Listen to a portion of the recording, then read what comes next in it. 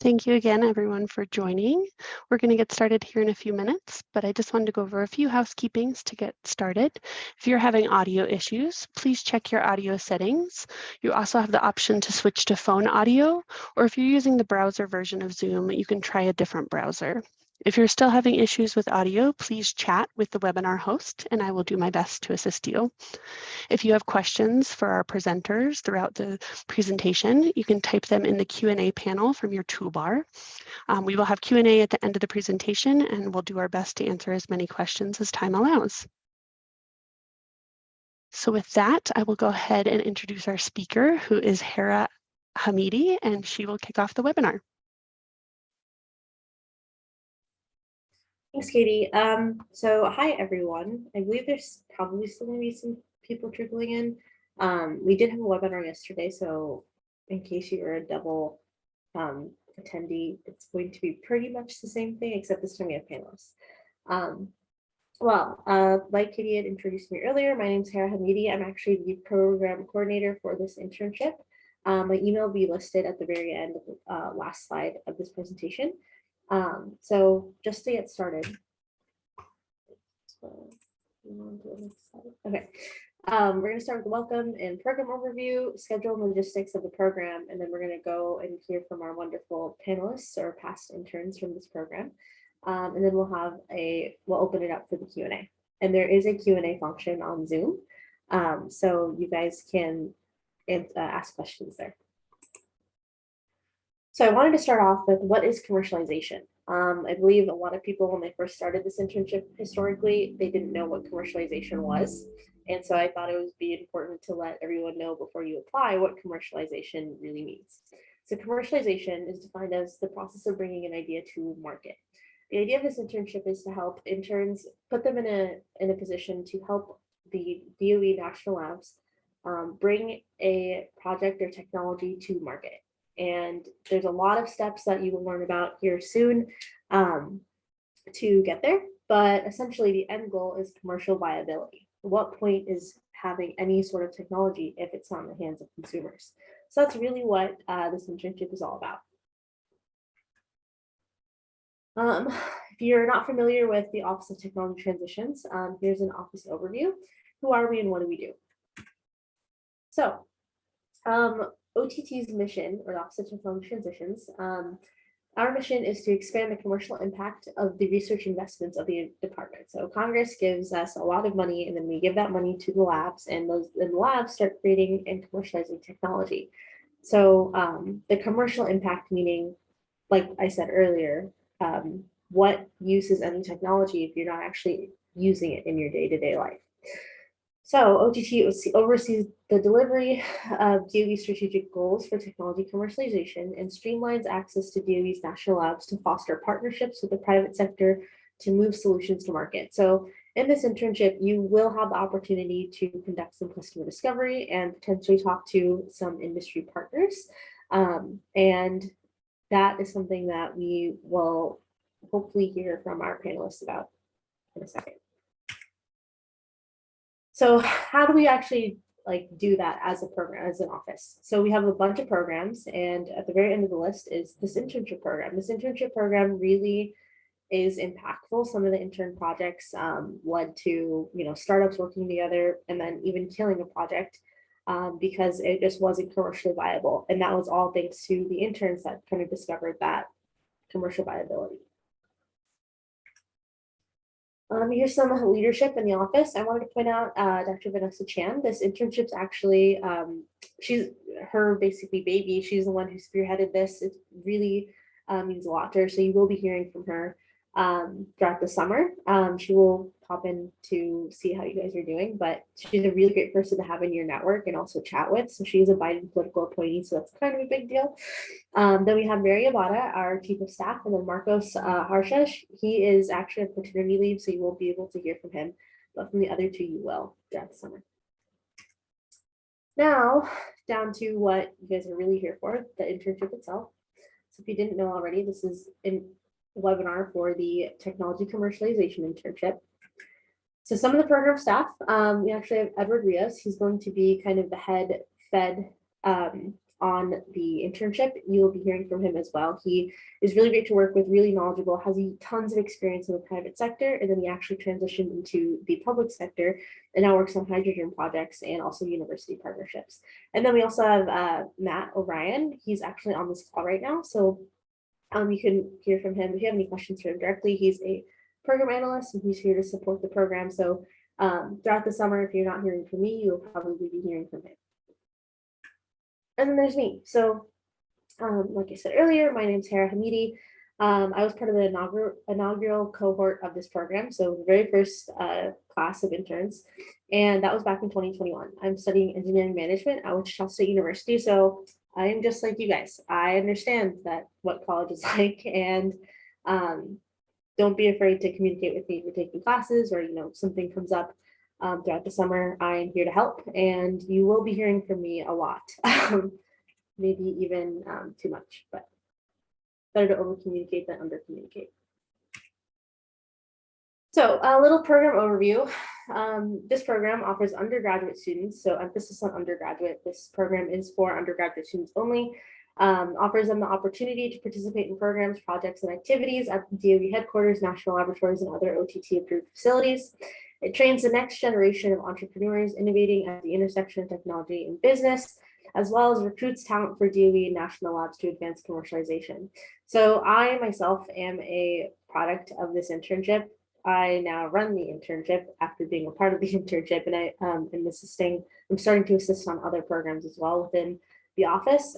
So this really is a good pipeline for, if you want another internship. I actually did continue on with my lab after I was an intern. So I interned with Berkeley National Laboratory. And that was an amazing experience and led to a bunch of other opportunities. So definitely take advantage of the networking that you can do here. And then it provides intensive training for interns to understand and advance innovative technologies in fields spanning machine learning, artificial intelligence, computing, data science, biofuels, energy, materials, and more. So your projects this summer are going to be really climate focused. I made sure to make that a point this summer to really filter through and get the labs involved in the decision-making process. So you will be interviewed by the labs, and we will talk about that a little later. So the deliverables for the interns. So you will have weekly Energy iCore homework. So you will be meeting with your instructors, and again, we'll talk about this in, I believe, the next 2 slides. Work as assigned by the lab, an individual feasibility study, and an individual presentation. There's an asterisk by that because there's an added group project that we are still figuring out logistics for, but we will get to that in a second as well. Oops. Okay. So program curriculum. The OTT entrepreneurship program curriculum includes individual lab projects that pair interns with a national lab mentor, and then you will have a summer group project like I mentioned earlier, an 11-week intensive Energy iCore based entrepreneur training, guest speaker series, and final presentations to OTT management and lab staff. So you will be traveling at the end of the summer to present your projects at a national lab, which is to be decided which national lab that will be. Okay, so the Energy iCore curriculum. So the Energy iCore, the goal of this program, it's something that the Office of Technology Transitions has been doing for a while. And it's normally for startups to kind of train themselves. Their startups are usually filled with a bunch of STEM maniacs, essentially, is what I like to call them. And you get to train them to kind of think in business speak. So they'll be learning stuff like the business model canvas and customer discovery and market sizing. All of these are skills that are valuable to kind of STEM entrepreneurs. And you'll be basically doing a 10-week crash course of that entire program, which normally takes 2 months, actually. And in order to do that, you'll have 2 instructors, Max Green and Alice Nichols. They're both phenomenal instructors. They love working with students. And this year we actually got more of their time for the summer. So we really have been working on improving the program, and the panelists can talk to you a little bit more about what it was like working with them. But essentially, they both are experts in their field, and they have a plethora of knowledge, and they really love working on projects like this. So this is what your week would look like. This is kind of an overview for me, but you're not going to have to attend everything in this schedule. So we're going to start with the weekly update. That's going to be just a way for me to give you guys announcements, updates.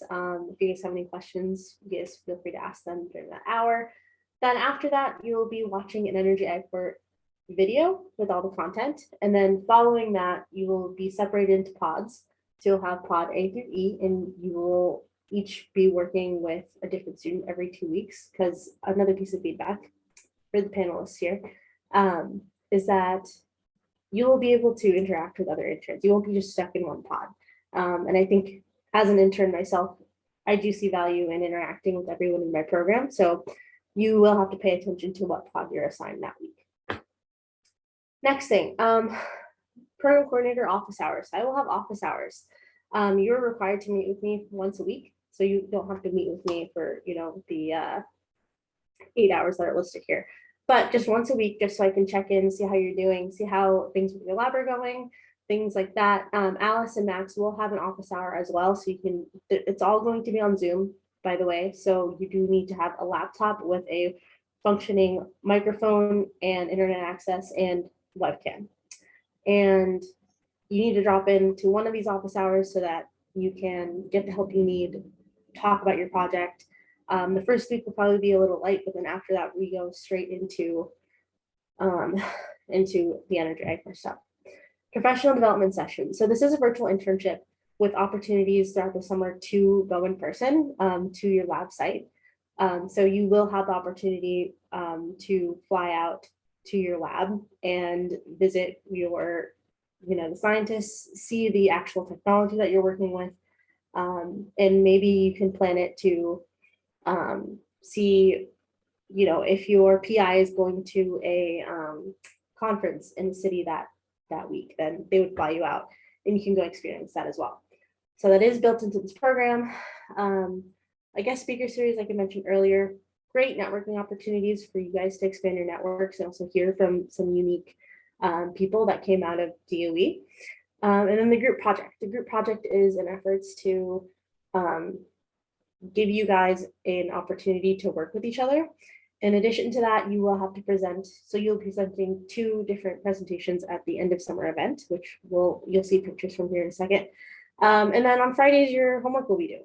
If you notice, there is a bunch of intern hours on the slide. And all of this is based off of your schedule. So because the nature of the internship is virtual, you have to not only work around my schedule, because you will have mandatory meetings with me, you also have to work around your lab point of contacts schedule, but you also need to be making time for customer discovery interviews, meeting with Alice and Max, meeting with your group. So you don't have to meet on Thursdays for your group, but if Tuesday works better for you and your group, then you meet on Tuesday. There's a lot of time management skills here that you need to take into account. So really work on that. That's really vital to this internship. And we do, we will work with you because I understand summer classes are a thing. However, this internship should be your first priority and you are required to work 40 hours. So the end of summer presentations and events. This is a couple of pictures from last summer. We went to Lawrence Berkeley National Laboratory to present our projects. We actually have, I believe, I'm not sure if Carly is on the line or not, but Carly was our first place winner, and then Danny, who is on the line here, was our third place winner. So you'll be able to hear from them too as well. But overall, I will let the panelists, if you have any questions about the end of summer event, I will let them answer them. So feel free to drop those questions in the Q&A. And now we'll move on to the panelist Q&A. So before we start, I would like to give the panelists an opportunity to introduce themselves, their name, and possibly where they went to school and what they're studying and what they're doing right now. So who would like to start? I can start. Awesome. So hi everybody. My name is Alfredo Valdez. I was, as she mentioned, part of the internship last summer. I had a great time. I'm currently living in New Mexico. I went to the University of New Mexico, right next to Sandia Laboratories. So that's why one of the reasons why I was really interested in this program. What else I think? But yeah, I think the program is really good, especially if you're thinking about being an entrepreneur, if you get excited about technology and you want to see kind of what bringing an idea from like the ground up would look like, without having an idea yet, right? But having that experience and getting those skills down. So if you ever want to get an idea for a business or want to start your own startup or your own company, this is an amazing opportunity. Danny, thanks, Alfredo. Danny. Hey y'all, my name is Danny. As Hera mentioned and Alfredo, I participated in this internship last summer. I was the Brookhaven National Lab intern and I got to work with so many amazing people. And I am finishing up my physics training at Binghamton University, and I'm currently interviewing with a couple different national labs, which I'll probably be working with in the coming years as full time. So this internship really did push me to those places. And I think if you want to further your career in any way whatsoever, this internship is going to be really good for you. I had no idea what this internship was. I was tricked into thinking that it was a research internship. And then we ended up working with entrepreneurship. And now I'm going to be pursuing technology transitions for the rest of my career. So it really was life altering for me. Awesome. Thanks, Danny. David. Hello, everyone. Yeah, my name is David Zeal. I'm a junior right now. I go to the University of South Carolina. I study mechanical engineering. Right now, I'm actually on an exchange semester in Utah, but that's okay, just a little colder. I really enjoyed the program as well. I think I got to learn a lot through interacting with people at Sandia, and it was really valuable for me to have the mentorship of actual research people like in national laboratories and kind of help you decide which way you might want to go, business track versus research track, or potentially combine both of them, which the Office of Technology Transitions is stellar at doing. So, yeah. Awesome. So thanks, David. Okay, so first question for you guys. What was your project last summer? Alfredo, you want to take it from the top again? Sure, yeah. So my project was, well, I guess I'll start with my major, which is in management information systems. And my project was an algorithm that helped determine the field conditions for wildfires. And then from that, it could predict the scope of the fire and the projected path it would take. So yeah, I'll let you go, Danny. Yeah, so I was working on a CCT radiation detector, which is essentially a little piece of semiconductor material that takes any radiation and ends up putting it into an electrical signal so you get an output. Yep. And I was working on a new soft magnetic material that had been developed before. It was impossible to actually sinter the material, but then a researcher by the name of Dr. Todd Monson at Sandia developed this material, and we were looking at different ways that the materials properties and magnetic properties of this specific compound could help in green energy areas such as electric motors and also in high energy electrical power systems. Okay, next question. How much technical knowledge do you think you needed to be successful in this internship? How much did you have to learn on your own? Alfredo, we'll start with you again.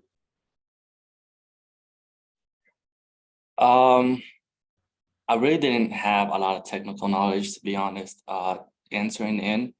But I was lucky I had a great personal contact there, Kyle Gwynn, and the actual team of working in the project. they kind of welcomed me in. And as far as how much did I learn on my own, that was really something. I can't speak for everybody, but I really took that on because it was something that really interested me.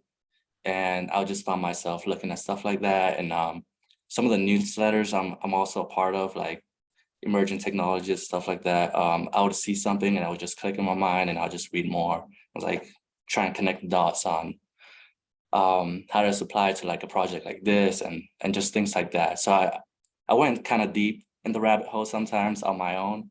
But I also had great contacts there because they gave me contacts for Sandia's multiple offices. So not just the team, they gave me a direct referral to the intellectual properties office there. So they kind of gave us a presentation, and then they'll always say, if you always want to do that, just here's my email and everything. So starting off, you don't need a lot of knowledge, but I just think you just have to be curious and be interested in what your project is. Awesome. Thanks, Alfredo. Danny. Yeah, I definitely agree with what Alfredo was saying. My project was highly technical, so having the classically trained physics background really did help in that area. But this year with the different projects, the labs are going to be interviewing you. So if you have any scientific training, you'll probably end up with a project that you can handle in that sense. The one thing you need to be willing to try in this internship is to reach out to other people that can help you. So you need to be willing to communicate and learn new things because it goes really fast. You need to learn your project and then you need to be able to explain it in a way that people who don't have your background can learn. And on that note, I'm actually going to drop my email in the chat, and David and Alfredo will probably do so as well. If you need any help at any point in the summer, we would be happy to help. Even if you don't take the internship, reach out to us. We are happy to give advice. Awesome. Thanks, Danny. And David.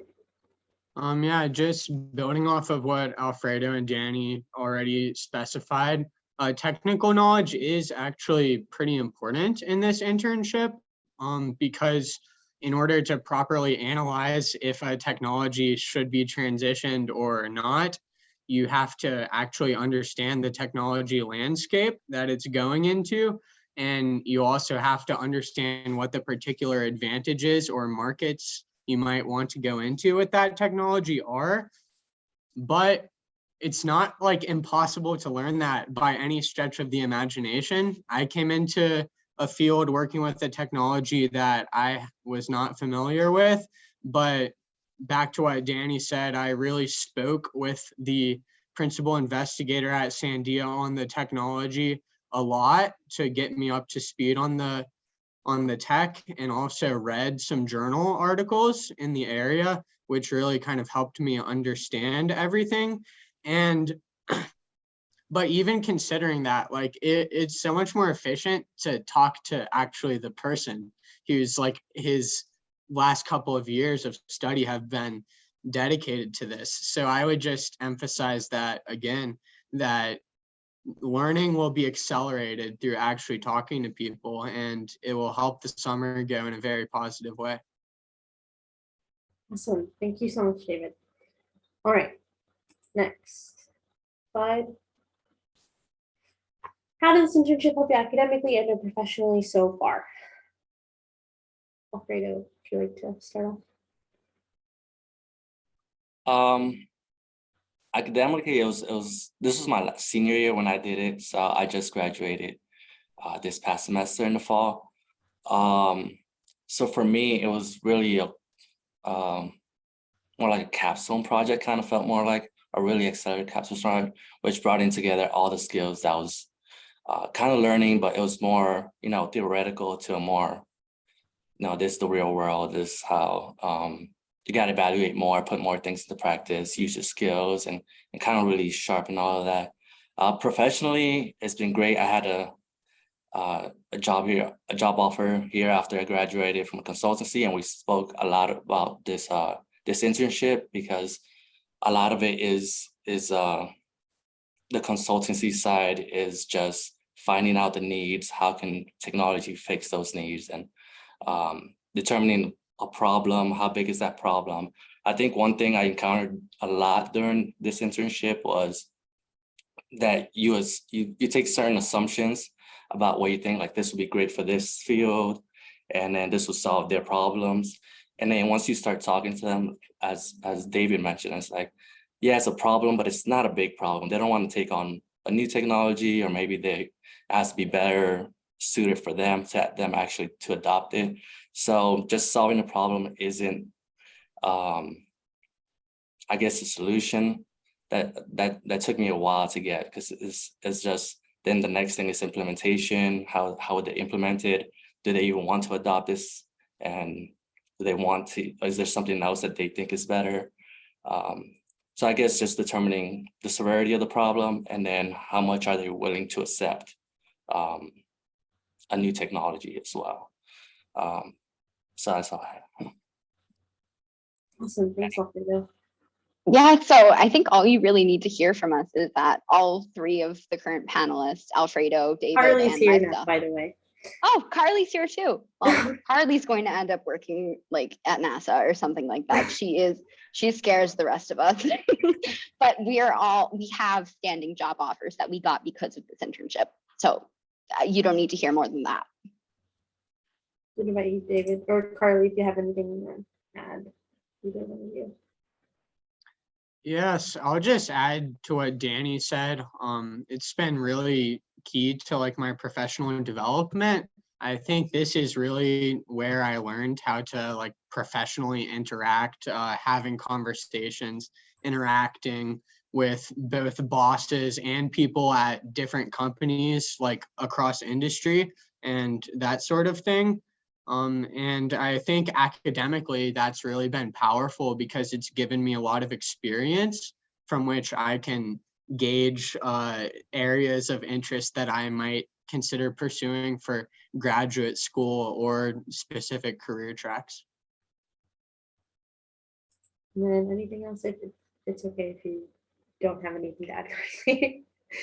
Oh, I will just add that my mentor, I'm Carly, by the way. Sorry for joining late. You can give But my like, mentor, after you're done with this question, you wanted to do, so we've answered what was your project last summer, and then like who you are, and like what your major is, and where you go to school. yeah, totally. Yeah, but to answer this question, I would just add that my mentor was great about connecting me to people who were within my lab in the field that I wanted to work in, even though him specifically wasn't like the exact field I wanted to work in. He connected me to a lot of human factors people at Sandia. I'm a human factors engineering major, and those connections were like invaluable. Like they were giving me, I ended up meeting with like 3 people. One of them was like giving me like advice for what classes to take, where to work, like just like general career advice. And then they did end up sort of extending an offer, but I couldn't move to Albuquerque, which is why that didn't end up working out. But yeah. And then to introduce myself, I'm Carly. I'm a sophomore. I'm majoring in human factors engineering at Tufts University in Boston. And my project was called Customer Discovery Leading to a Domestic Source of Rare Earth Metals. So basically, my lab came up with a new method to extract rare earth metals from a waste product, which is coal ash, which is a byproduct of coal combustion. And my project was like interviewing utility companies mostly, as well as like other stakeholders, to figure out if this process would be useful. If there's anything I missed, let me know. Awesome. Thanks, Carly. And thanks for joining. All right. Next question. What was your day-to-day experience like? And I'll start.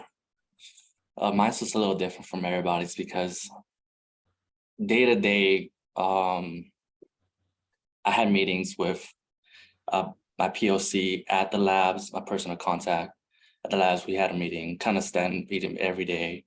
So we took more of an agile methodology. So we just kind of talked about what you did yesterday, what are you planning to do today, and then if you need any help for today, and kind of just did that every day. Sometimes it was quick 5-minute meeting to sometimes went up to an hour, depending if like we were really stuck or where we were, or If we couldn't reach people, then we work through that.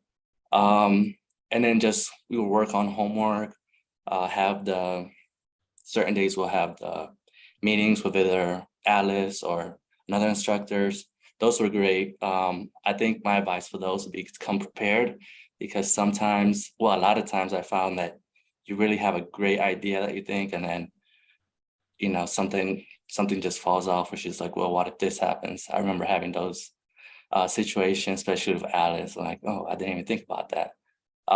So just kind of think through your way through it. And then also the customer discovery will be part of the day-to-day. So we try to contact somebody in the industry that you think the technology will fit in, and see, just ask questions like, how do you do things now, to if some new technology would solve your problems, is that a problem? How big of a problem you think that is? And you just have a conversation with them. Most of the time I'll just ask one question and we'll just go into like a certain part of it. It was more of a conversation, more so than an interview. I found that the best way to gather more information on what they're what they're really looking for, and what they're really interested into. So yeah, that was most of the day-to-day, was just going through meetings, and then I would say 50-50 of having meetings, doing some interviews, and then your alone time of going to the homework and just thinking the stuff out and doing your own research. Yeah, so there's a lot of different things that you're going to do based on week to week. There are going to be constants. You'll always have your Energy I-Core video. You'll always be meeting with one of your Energy I-Core instructors, be that Max or Alice or whoever else they bring in, maybe Sally one day. You'll always be meeting with Hera at least once a week. But a vast majority of my day was spent researching the product in the beginning, and then LinkedIn stalking people and cold calling and cold emailing people in the industry later. And I some days would just be doing that until like 10 p.m., which you do not have to do. I went a little bit insane. But a lot of it is just going to be you trying and failing to get into contact with people that are out in the industry. And don't underestimate the power of LinkedIn and the power of maybe us. We could probably get you a few interviews as well, especially Hera. She can help out if she decides to sleep on her own. But yeah, it's going to be different, and you're going to be flexible, but it's going to be cool, hard work. Yeah, I don't have much to add other than what the preceding people said, but yeah, just kind of related to that last bit Danny shared, like it is what you make out of it. So like your day-to-day experience, either you could, you know, just do your Energy I-Core homework, meet with people at the lab and like wrap it up for the day and do the bare minimum, or you could really actually see like this is something that I can get a lot of value out of, and maybe it would benefit me to actually invest some of my time in it and try to learn more about this area.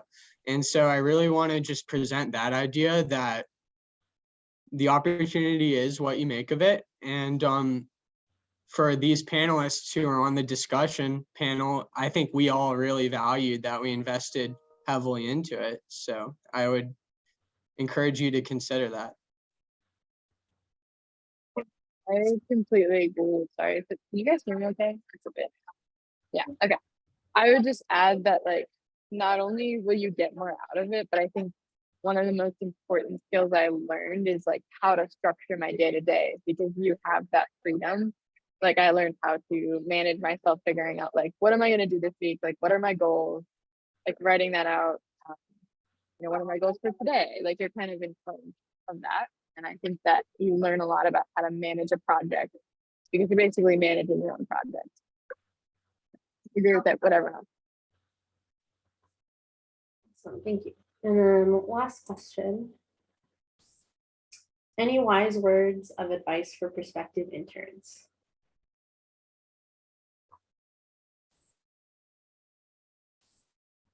I'll start. I think it's a lot. I think just keep in mind it's a project and it's a process, and you don't have to have it all figured out. You go through the project, you take some assumptions, and sometimes you're gonna be wrong, and that's okay. Sometimes you have to go backwards. I mean, like last week we went over maybe key partnerships, and then this week you go something else. I'm like, oh well, those key partnerships from last week, maybe they wouldn't fit for the new industry I'm looking at, or something like that. It's okay to go back a little bit and say like, okay, this is a better fit, this is a better solution. And as you start figuring it out, everything will come into place. But when you first starting going out, you probably don't know the technology. So it's a huge learning curve. First learning technology, also learning the business model canvas, and then talking to industry. So a lot of assumptions you just take in are gonna be shattered, and you got kind of start from ground zero. I'm like, oh, that's not the way to do it. This is, but as you go through, everything starts lining and fitting into place. So my advice would be like, if you just feel a little overwhelmed the first week, the second week, just push through. It'll all fall in, and it's definitely a great experience to get through all that in a real world scenario. Yeah, I totally agree with what Alfredo said. And I think I would sum that up as get comfortable with being independent. You're going to have to make some of your own decisions. And because this is probably your first opportunity to do that on a scale where your final deliverable is going to be impacted by that, you're going to make mistakes, like you said, and it's going to be fine. You're going to learn a lot. You're going to be a different person by the end. And the other thing, which is more specific, when you're doing cold calling and LinkedIn stalking for your customer discovery, which for anybody who doesn't know, that's literally just you go out into industry and you try to talk to people who are relevant to your product to see whether or not it's actually going to fit into the market that's already there. When you're doing that, leverage your position as a student. They want to help you if you talk about yourself. Hey, I really want to learn from you. I have been following your career. I've seen these things that you've done. Leverage that, and also keep it quick and concise. They don't want to read a paragraph for you. If you do this on LinkedIn, you're only going to be allowed a sentence or two. So get good at your written elevator pitch and even your word elevator pitch. So yeah. And from me, my connections at the lab were really important, probably the most important thing for me during the internship. So based off of that, I would suggest meet with the principal investigator for your technology early and try to meet with them as needed through the semester. Because in order for you to know the market research you have to be conducting, like which markets you should go into, you need to understand the technology at like a fundamental level. So talk to your PIs. They're so helpful and so kind and willing to talk about it. And then secondly, talk to the licensing executive that you've been paired up with at your lab. Don't just say, okay, we're going to meet one time a week and be happy with that. Like if questions arise, reach out to them, because these are people that for their living and what they have dedicated their work to are doing this. They're taking patents from the lab and trying to move them into American industry. So they're very familiar with all of the challenges that we're facing. And it's much better to have someone that has gone through that before and give some guidance. And so you can try to learn the lessons the easy way and save time, which can be valuable elsewhere in the internship, rather than learn it the hard way and perhaps not get the opportunity to do everything you would like to. Thanks, David. And Carly, what do you think, Ted? Yeah, I would just say start customer discovery early, because you will learn so much more from talking to someone for even like 5 minutes than you will hours of like researching online. Like it's just, there's no substitute for talking to someone. Like, yes, you do need a baseline level of knowledge before you start talking to someone, and that you can get from like doing research online and like that. But I think I thought that baseline was much higher than it actually was. Like I thought I needed to do a lot of research on my own before I started talking to someone. because I was afraid of like asking a stupid question or something like that. So I would suggest like, getting that baseline level, but then going right into talking to people. Awesome. So now I will open it up to, this is my email, by the way, and then when we send this slide deck out, this is a link to the website, so you can see where the application is and all the information about like how much you're getting paid, et cetera, et cetera. It's all there. But applications are due February 15th. We are now open for questions. Let's see. Somebody asked, I know internship positions can be very competitive. With that being said, how can we stand out during the selection process? So I'm actually going to open this up to the panelists because you guys all made it the cut. So what do you guys think helped you stand out during the selection process? I want to throw the mic really quick to Carly because she has an interesting way of getting into the program. So I think she should start this one. Wait, what? Carly was the last intern to get chosen, and it's because she has a very important message to tell. Let's see. I feel like this is more of a question for Hera. But what happened is I didn't properly convey my interest in energy, and then they were like, "This is the Department of Energy." And I was like, "Yeah, no, I'm interested." I remember interviewing you. yeah. Oh man, I think I remember Harry, you said like you guys all have something that you're really passionate about, like regardless of whether it's like directly related. But I think that maybe is what made us all stand out, is like there's just something that we're really interested in. For me, it's like I was interested in like the intersection of like business and product design. I don't know what it is for other people, but so I would say a way to make yourself stand out during the selection process is you should really, I think, to piggyback off what Carly said, show what you're passionate about and show genuine interest, because one thing that you should take away from your panelists here is that they didn't know what project they were going to be paired with. The difference between last summer and this summer is that the labs will actually be interviewing people. So if somebody from Lawrence Berkeley National Laboratory is emailing you, maybe you should do what Danny does and LinkedIn stalk them and be like, okay, this is what they work on. This is what type of technology transfer. So it's like what area they're focusing in on. There are tons of ways to kind of, I guess, just research online for what lab you will be interviewing with, because there could be potentially multiple labs interested in hiring you. So if you get like 3 different labs like Lawrence Berkeley, Argonne, and I don't know, Sandia, make sure you look those labs up. Where are they located? What projects are they going to be working on? Each one of these labs has some sort of really cool facility. So one talking point in your interview could be, oh, I saw that there was, this particle accelerator at your lab. Can you tell me a little bit more about that? I was really interested in learning about that. Do things like that. Show genuine interest, because that genuine interest is going to carry you a long way. And you should keep that up throughout your entire internship, because they will help you if you show genuine interest in what they're doing.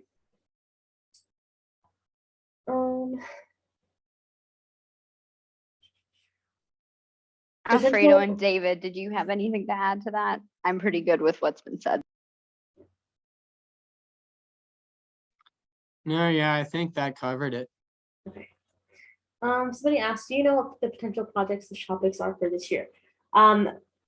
Yes and no, but that is going to be up to your labs. So that is going to be something that you will have to discuss with them if you are selected.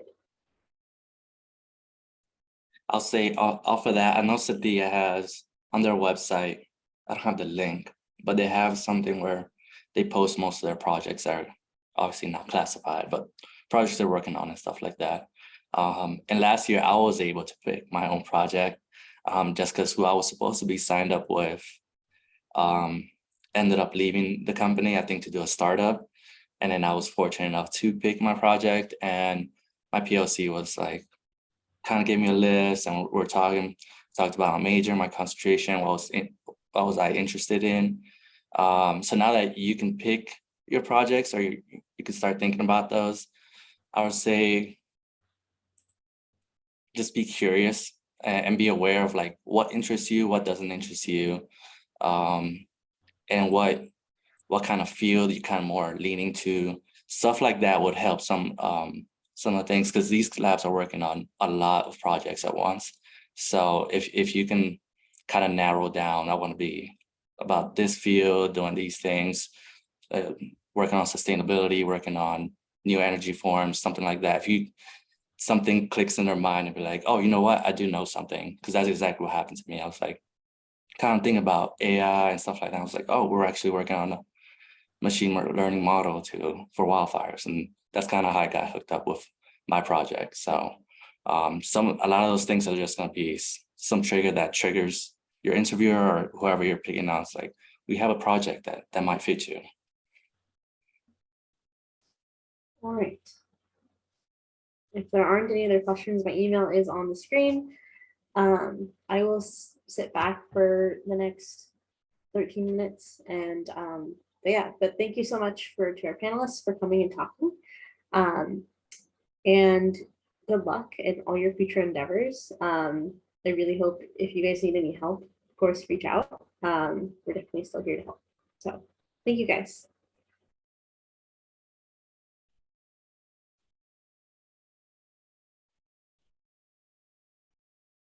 Thank you, Travis.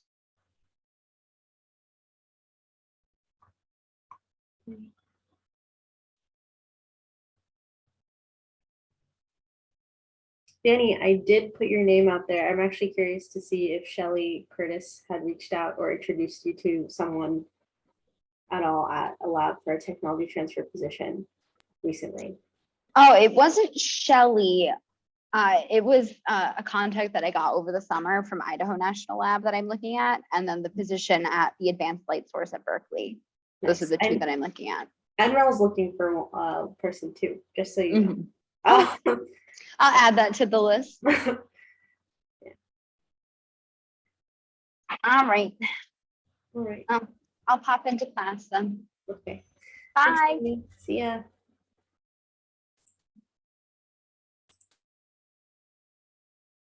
All right. Anybody else is left on the call? Did you have any questions?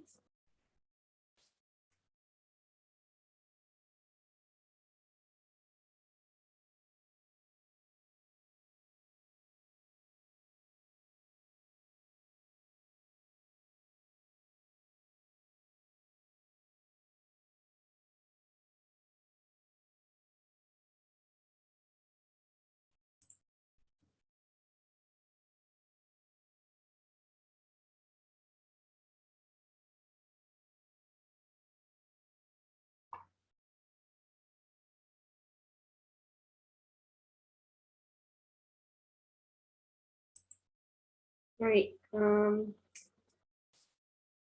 know if they are still present or not.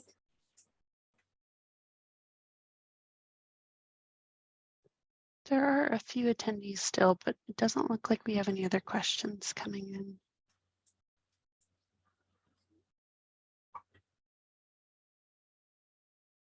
Do you think we should end the call? Yeah, I think we can do that. Right. Thank you so much for your help. Thank you.